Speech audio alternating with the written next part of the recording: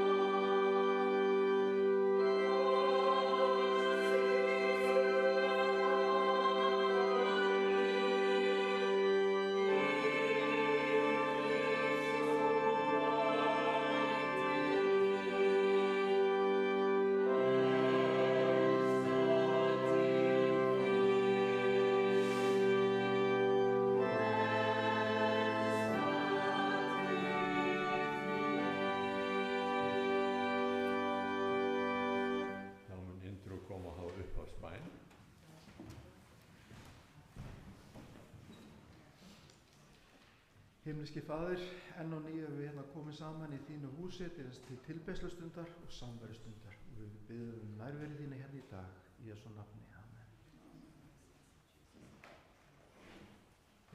Við gerum þetta hjá okkur að taka upp gjafir. Við erum ekki með það svona að ganga eins og við höfum gert hér áður, heldur það frjálst að menn geti gengið fram og notað posa sem hérna fram í andinum eða þá að leggja inn á neti. Það er aðrir möguleikar. En við þakkum fyrir það framlög sem við njótum frá okkur. Við skulum biðja bænar. Drottinn, við þökkum þér fyrir alla þína góðu gjafir sem þú gefur okkur. Allt sem við njótum frá þinni hendi, Drottinn, það er undursamlegt og við fáum að deila með öðrum þeim gjöfum sem þú gefur okkur sem eru til blessunar, Drottinn. Þökkum þér og biðjum í Jesú nafni. Amen. Þá munum við að lesa ritningarlestur.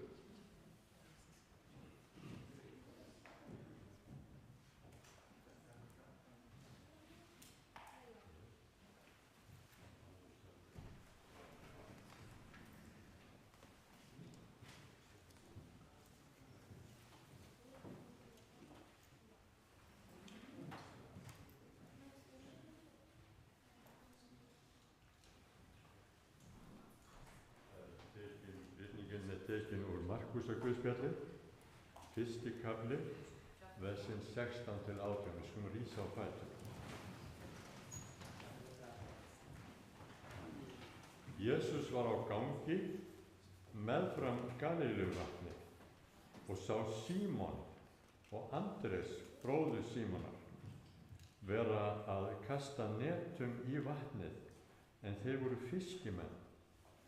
Og Jesús sagði við þá: komið og fylgið mér, og mun ég láta yður menn veiða. Og þegar í stað létu þeir eftir netin og fylgdu honum. Og Drottins. Skulum biðja saman. Himneski Faðir, við komum fram fyrir auglið þitt til þess að lofa þig, til þess að þakka þér fyrir þitt orð sem þú gefur okkur og sem við njótum frá þinni hendi. Sannleikans orð sannleikans. Og Drottinn, þú leiðir okkur áfram götuna með því að við hlýðum á þitt orð og fyllumst af öryggi og sannleika í lífi okkar. Og vilt þú, Drottinn, hjálpa okkur í því að láta gott af okkur leiða í þessum heimi, að við þjónum og við gerum það sem þú kallar okkur til að vinna og gera.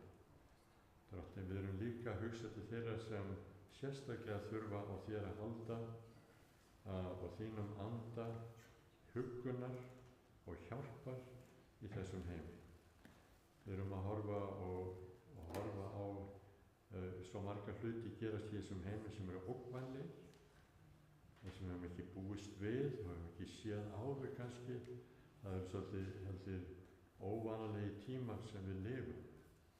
En við hrópum til þín, Drottinn, að þú leiðir og þú huggir og þú líknir og þú hjálpir þeim sem sérstaklega þurfa á þér að halda. Og við erum að hugsa út til heimsins líka víða að það eru styrjaldir, að það eru menn og fólk sem þjáist, jafnvel börn þjást. Drottinn, við biðjum þig á svo margvíslegan hátt að koma til okkar og leiða okkur. Við bara fyllum stundum örvinglan í þessum heimi, hvað er að gerast, hvað er að koma yfir okkur, en við þurfum ekki að kvíða, þurfum ekki að óttast neitt, því að þú hefur lofað að koma með okkur og vera með okkur, og svo hefur þú lofað að koma tilbaka til þessara jarðar, til þess að stofna þitt ríki þar sem réttlæti býr.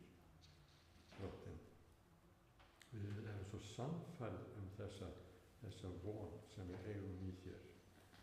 Og bara eins og heimurinn og sem að gerast þá það eina lausnin sem við eigum. Það það að þú komir og bjargir og komir með þína lausn sem hinn endanlega stórkostlega lausn. Við lofum þér Drottinn fyrir það að við getum reitt okkur á þig og það sem þú gerir og leggjum okkur í þína hand fullkomlega og algjörlega í gleði og fögnuði sem við getum fengið frá þér. Við biðjum þessara bænar í Jesú blessaða nafni. Amen. Gjörðu svo við fáum okkur sæti. Við ætlum að syngja annan sálm.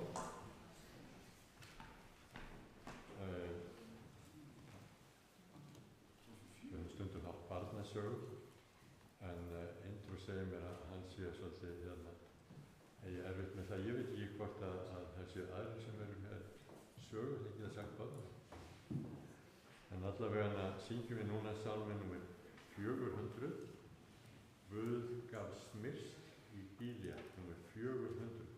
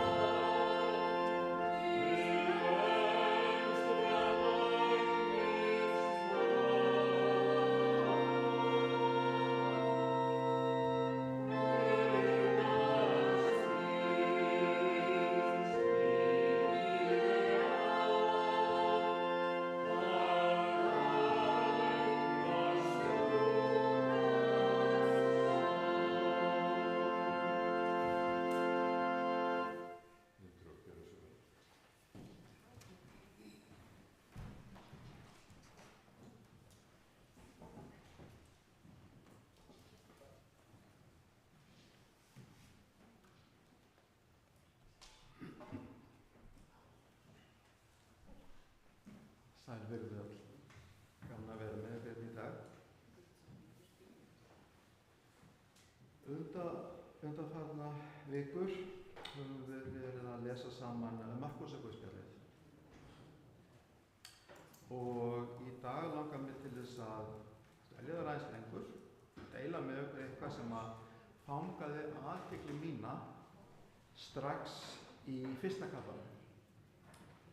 og sem svo endurtekið aftur. Og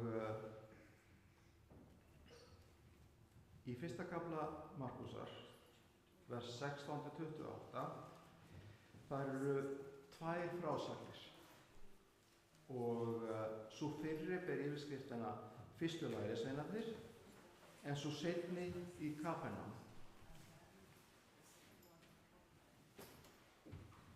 Og það hljómar svona, eins og Erik var að lesa rétt áðan. Jesús var á gangi meðfram Galileuvatni og sá Símon og Andrés, bróðir Símonar, að kasta netum í vatnið, en þeir voru fiskimenn. Jesús sagði við þá: komið og fylgið mér og ég mun láta yður menn veiða. Og þegar í stað létu þeir eftir netin og fylgdu honum. Jesús gekk skammt þaðan og sá Jakob Sabedeusson og Jóhannes bróður hans og voru þeir einnig á báti að búa net. Jesús kallaði þá og þeir yfirgáfu Sabedeus föður sinn hjá daglega mönnunum í bátunum og fylgdu honum. Svo er það kaflaskipti og kemur þessi fyrirsögn í Kapernaum. Þeir komu til Kapernaum og hvíldardaginn gekk Jesús í samkundina og kendi. Menn urðu mjög snortnir af orðum hans, því hann kendi eins og sá vald hefur, en ekki eins og fræðimennirnir.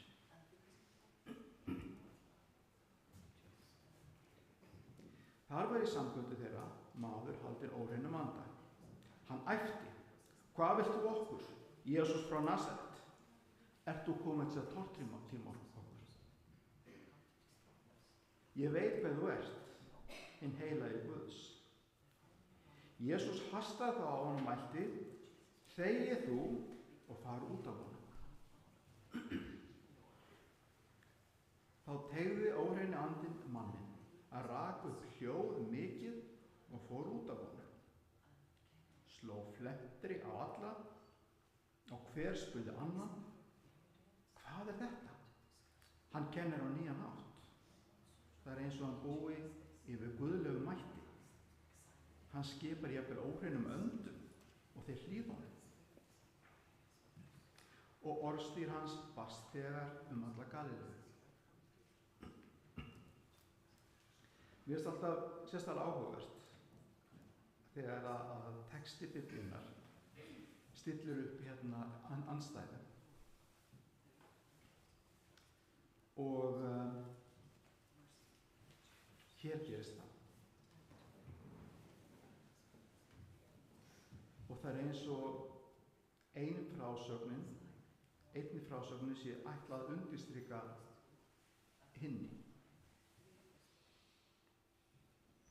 Og ég held þessi ekki stilt svona upp af tilviljunarkennd. Þetta er ásettur á því. Setningin sem Jesús nota til þess að vekja athygli þeirra, Símonar, Andrésar, Jakobs og Jóhannesar, hún er vel þekkt. Komið og fylgið mér og ég mun láta ykkur menn veiða.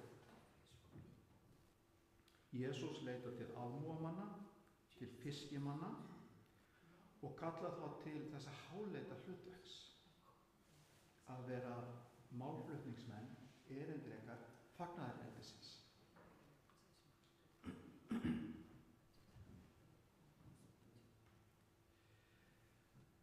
Á þessum tímum þá var ekki óeðlilegt að karlmenn giftu sig á aldursbilinu 18-20 ára. Og það er á einum stað, reyndar í Markús 1. kafla 30. vers, að það er einmitt talað tengdamóður Símonar. Hann hefur verið giftur. Annars, öðru leyti, þá má áætla að hinir hafi líklega verið ógiftir og þá ungir menn, eflaust undir tvítugt og hugsanlega alveg niður í 15 ára. Guðspjöllin eru rituð á grísku og það er áhugavert hvað hefur verið mikið skeggrætt að hvort að lærisveinarnir hafi kunnað önnur tungumál en arameísku eða almennt verið læsir. Og þetta skiptir sömu heilmiklu máli. Í mínum huga skiptir ekki svo miklu máli vegna þess að það er auðvitað að nota ritara eða læra annað tungumál seinna á lífsleiðinni eða sögur endursagðar. Allavega í Postulasögunni 4. kafla 13. vers er sagt um Pétur og Jóhannes að þegar þeir sáu gjörð Péturs og Jóhannesar og skildu að þeir voru ólærðir leikmenn, undruðust þeir. Þau könnuðust þó við að þeir höfðu verið með Jesú. Læsir eða ólæsir. Allavega voru þeir ekki það sem við myndum kalla í dag guðfræðingar.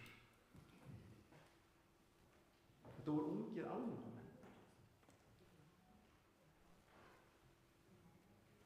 Og Jesús leitaði og fann eitthvað háleitt í hinu hversdagslega við strönd Galileguvatns.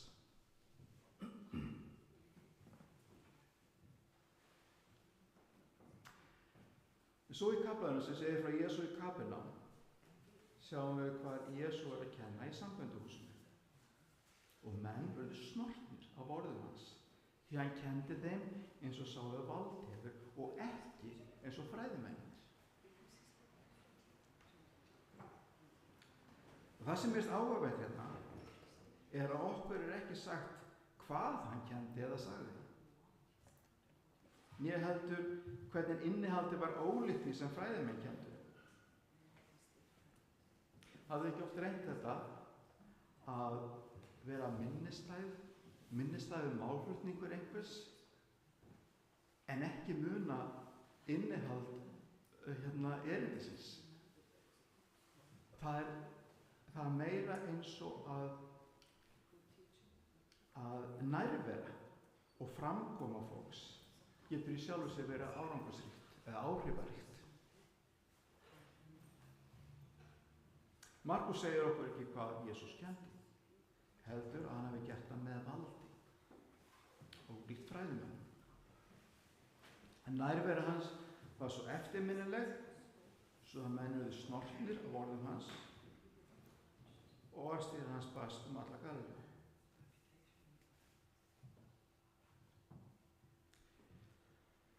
Svo segir að í samkvæmduhúsinu var maður haldinn óhreinum anda og æpti á Jesú. Jesús hastar á hann og óhreini andinn teygði manninn, rak upp hljóð mikið og fór af honum.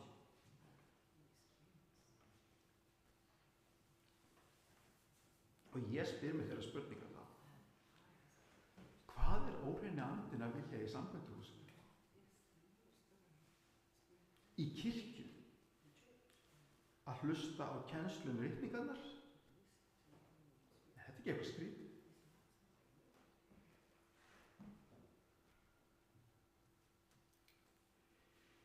Jesús fer á strönd Galileguvatns til þess að hitta kornunga almúgamenn og samfæra þá að fylgja sér. Svo fer hann í tilbeiðsluhús, valdastofnun þess tíma og finnur fyrir fræðimenn sem leggja rækt við trúarhefðir en tala samt ekki með sannfæringarmætti. Að auki, þess að bæta gráðuna sort, þá finnur hann þar inni mann sem er haldinn óhreinum anda.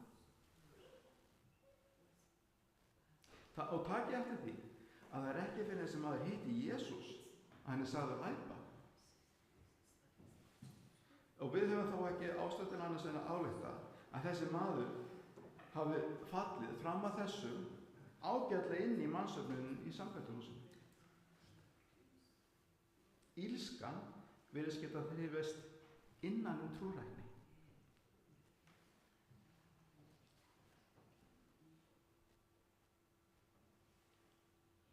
Og eins og ég sagði upp á þetta þá var þessi vers verið mér hugleikin undanfarið.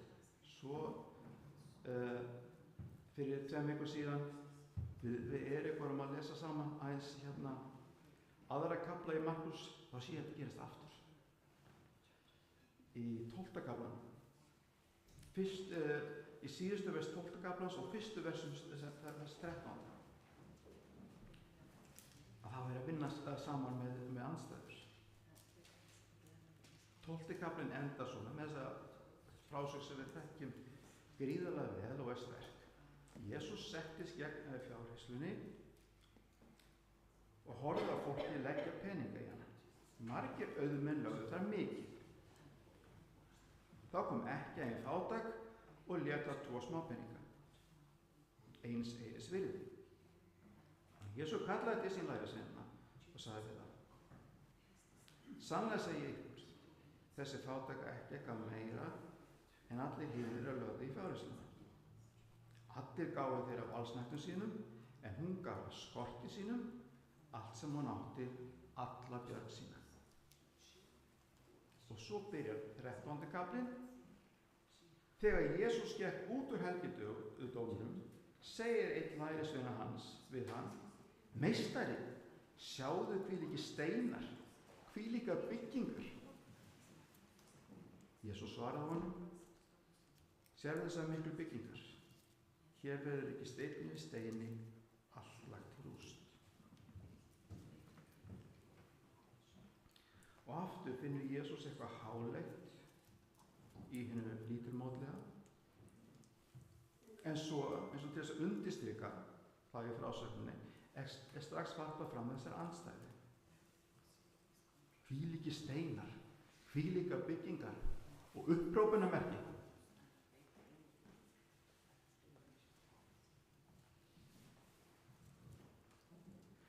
Og þá hlýtur maður að spyrja sig hvort það sé ekki eitthvað leksi. Eins og alltaf. Er ekki eitthvað sem við getum lært. Við höfum stofnað okkar trúfélag og reist byggingar til þess að halda utan starfsemi okkar og menningu. Við ræktum trúarhefðir, menntum fræðimenn til þess að auka skilning okkar á Guði. Við lesum, við rannsökum og rökræðum ritninguna. Hér, innan veggja kirkjunnar og fræðimennskunar, teljum við okkur örugg fyrir því sem utan veggja. Örugg fyrir skoðunum og túlkunum sem eru ólík okkar og fyrir því sem kannski hversdagslegt eða lítilmótlegt. Þetta samkvæmt úr samtímans og ég þá fræðimaður samtímans. Tala ég með valdi sem snerti hjörtu áheyrenda minn í dag? Tæplega. Eða ef Jesús kæmi hérna og kenndi í dag, myndum við æpa á hann?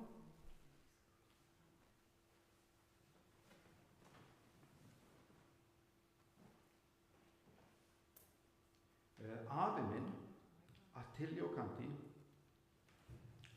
hann var skósmiður alla sína starfsævi.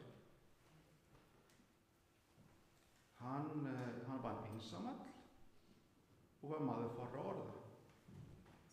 Vinnustofa hans var í sömu götu og heimili hans. En mér var sagt að hann hefði aldrei viljað fá syni sína til þess að aðstoða sig inn á verkstæðið sitt. Og það var vegna þess að hann óttaðist að þá myndu þau kannski líka vera skósmiður.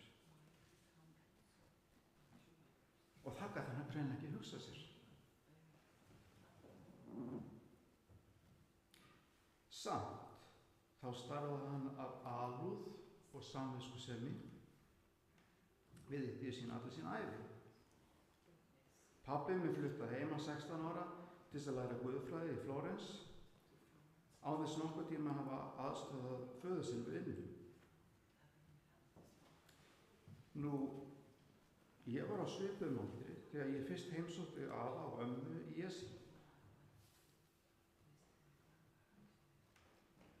Og afa mínum langaði þá endurlega til að færa mér þennan skósmið sem hann var að gefa.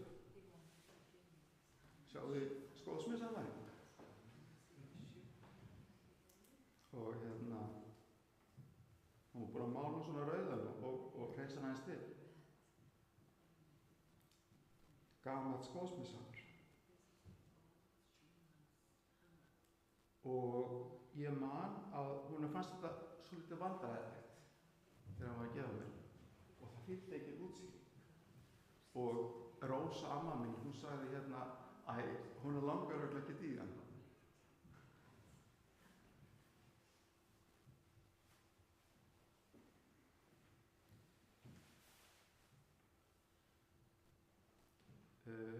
Nú hef ég starfað sem arkitekt í 33 ár og einhver hluta vegna þá hef ég alltaf haft gamla skósmíðshamarinn á borðinu mínu. Ég held að kollega mínir haldi í sig eitthvað skrítinn og eiginlega ekki þorað að spyrja. Ég legg stundum ofan á svona laus blöð til þess að skoða þau af og ég held að þau telji þetta að vera hlutverk hamarsins. Og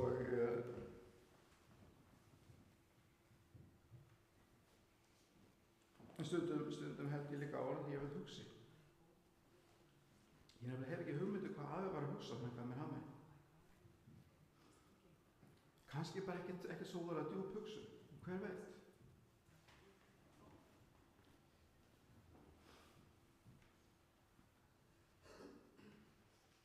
En ég hef hann hjá mig til þess að minna mig á uppruna minn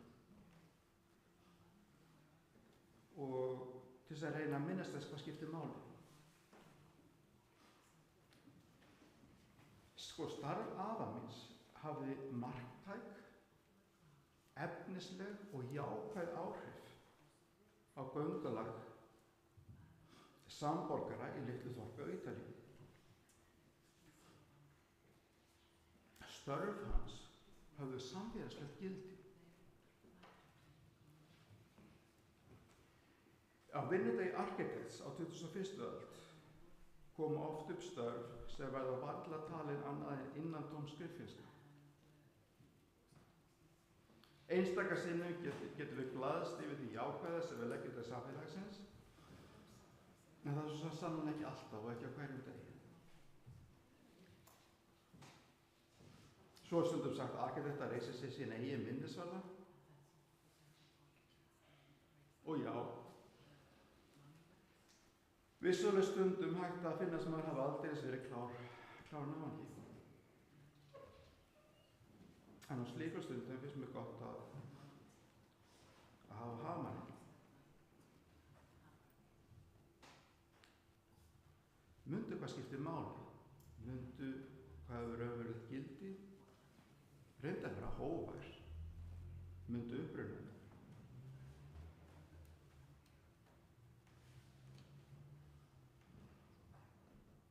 Nú við baka Galluvatns fann Jesú verðmæti og gerði þann stað og það augnablik að helgistundum orðum sínum.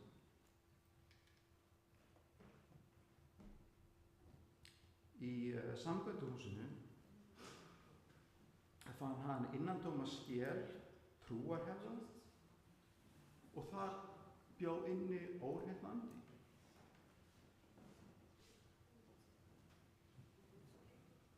Sem einstaklingar og jafn sem safnaði fjölskylda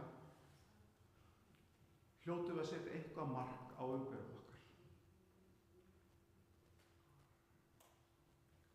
Og auðvitað langar okkur ekkert minna en að breyta heiminum.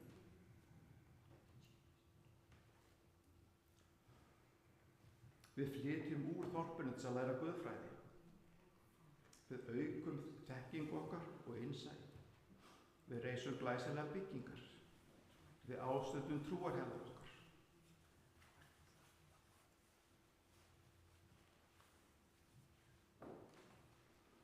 Og þá held ég að lexían sem Jesús er að kenna okkur í þessum texta sem við lásum svo að mögulega erum við einfaldlega að sækjast eftir því sem er halllítið en yfirsést raunveruleg verðmæti sem búa í hinu hversdagslega og í hinu fábrotna.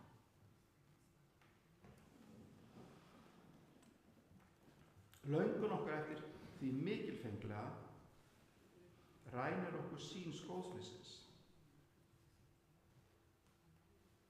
Bara þetta að gera gönguferðir samborgara sinna örlítið ánægjulegri. Og aftur Það er efnislegt og merkingaríkt, bara þetta litla.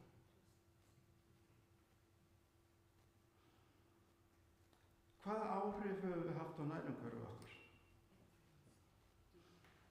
Stend ég hér í dag sem valdlaus fræðamaður?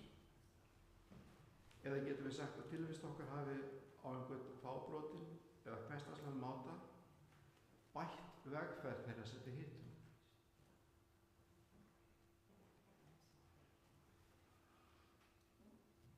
Mér finnst að við verðum alltaf að hafa þetta minnisstætt ef við iðkum trú okkar í dag.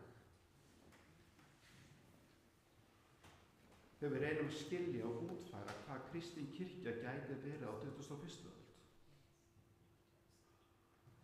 Er hún þægilegur klúbbur í lokaðri kirkjubyggingu? Eða hreyfing sem hefur það markmið að þjóna samborgurum?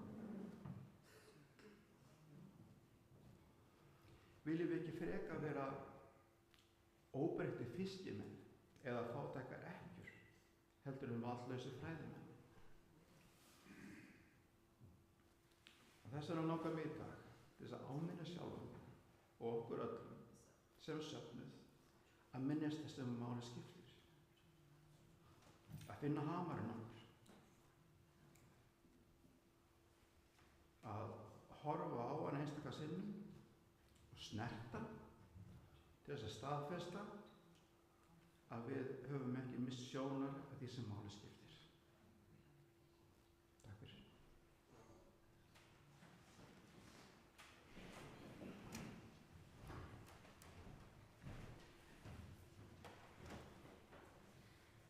Takk Indró fyrir þau yfirveguðu orð. Við skulum ljúka stundinni með því að syngja salm númer 79. Leið oss mikli himna Herra. Leið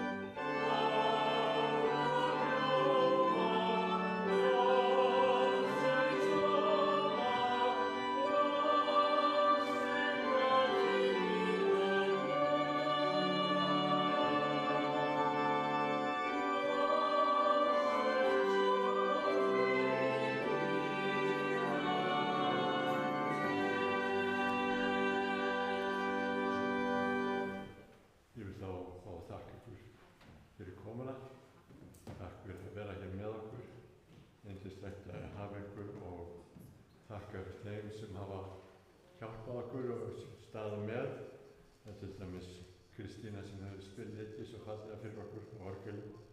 Dexter hefur staðið fyrir útsendingu hér á netinu.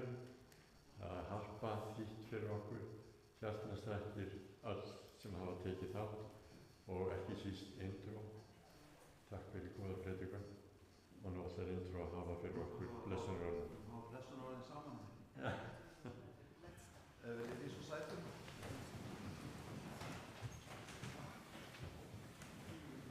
En Guði sem megnar að varðveita yður frá hrösum og láta yður koma fram fyrir dýr sína, lítalaus í svefninum. Einum Guði sem frelsar oss fyrir Jesú Krist, Drottinn vor, sé dýr, hátign, máttur og vald frá alda öðli, nú og allar aldir. Amen.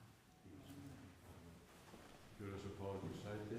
Ég ætla samt að hafa eina bæni viðbútt. Gjörðu svo að ég veitum að koma hérna inn á eftir og fá okkur smá snakk á máltíð. Og Tanja hefur verið svo góð að elda fyrir okkur og ég veit að eru fleiri sem hafa lagt í púk. En við skulum lúta höfði og þakka fyrir matinn. Himneski Faðir, við þökkum þér fyrir alla þína góðu gjafir. Þakka þér fyrir það við getum fengið að koma hér og eiga stund í samfélagi þar sem við tölum saman og höldum utan hvort annað. Drottinn blessaðu máltíðina, við þökkum þér í Jesú nafni. Amen. Gjörið svo vel, komið þið og meðtækið.